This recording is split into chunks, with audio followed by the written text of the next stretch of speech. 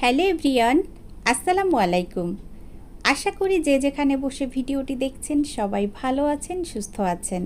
নতুন আরও একটি রেসিপি নিয়ে হাজির হয়ে গেলাম। আজ আমি আপনাদের সাথে শেয়ার করব একটা পপুলার রেসিপি, আর এটা হচ্ছে ডাবের পুডিং রেসিপি।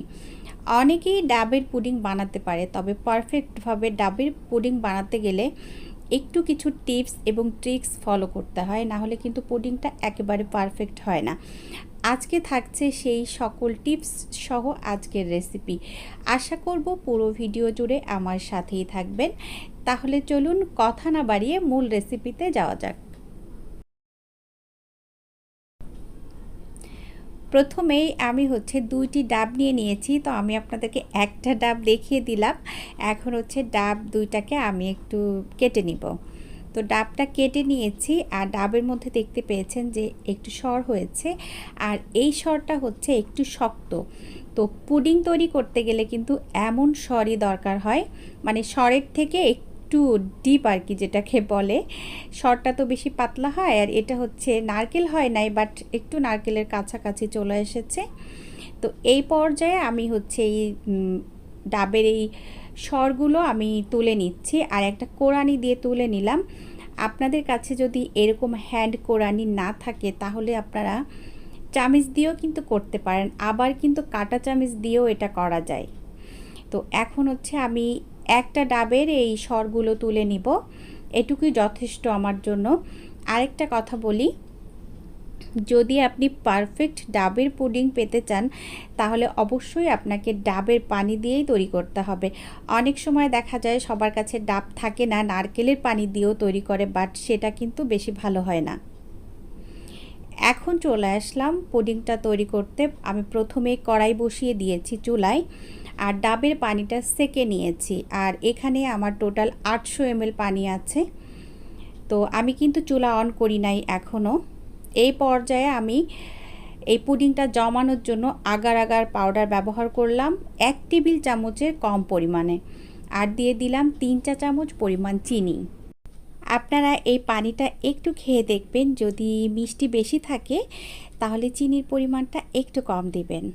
এখন আমি ভালো করে মিশিয়ে নিব, আর আমি এখনও কিন্তু চুলাটা অন করি নাই।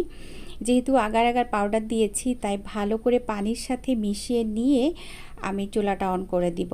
যদি আগে থেকেই চুলা অন করে দিই তাহলে কিন্তু আগার আগার জমে যাবে, বাট আমার পুডিংটা সেট হবে না। এই টিপসগুলো একটু ফলো করতে হবে। তো এই পর্যায়ে মেশানো হয়ে গিয়েছে, এখন আমি চুলাটা অন করে দিয়েছি আর কি। এখন অনবরত নাড়তে থাকবো, আর বলক ওঠা পর্যন্ত অপেক্ষা করব। এরই মধ্যে কিন্তু বলক উঠে গিয়েছে, আর এটাকে কিন্তু একেবারে জাল করে ঘন করার কোনোই দরকার নাই, যেহেতু আমি এখানে আগার আগার ব্যবহার করেছি, তাই এটা এমনিতেই জমে যাবে। তো টোটাল আমি 3 মিনিট জাল করেছি, এটা মাথায় রাখবেন। টোটাল 3 মিনিট জাল করলেই হয়ে যাবে। আর আজকে আমি আগার আগার ব্যবহার করেছি, এর মধ্যে আপনারা চাইলে চায়না গ্রাস অথবা জেলাটিন ব্যবহার করতে পারেন। তো এরই মধ্যে কিন্তু ভালোভাবে বলক উঠে গিয়েছে। আমি এখন চুলাটাকে বন্ধ করে দিব, তারপর এটাকে আমি ঠান্ডা করে নিব। আর আজকে আমি যতটুকু আগার আগার ব্যবহার করেছি আপনারা একটু খেয়াল রাখবেন। আমি 800 গ্রাম পানির জন্য কিন্তু আগার আগার ব্যবহার করেছি 1 টেবিল চামচের কম পরিমাণে। যদি বেশি আগার আগার দিয়ে দেন সেই ক্ষেত্রে কিন্তু আপনার পুডিংটা শক্ত হয়ে যাবে, খেতে ভালো লাগবে না। এটা কিন্তু মাথায় রাখতে হবে। এখন আমি চুলাটা অফ করে দিচ্ছি, তারপর একটু ঠান্ডা করে নিয়ে আমি মোল্ডের মধ্যে ঢেলে দিব।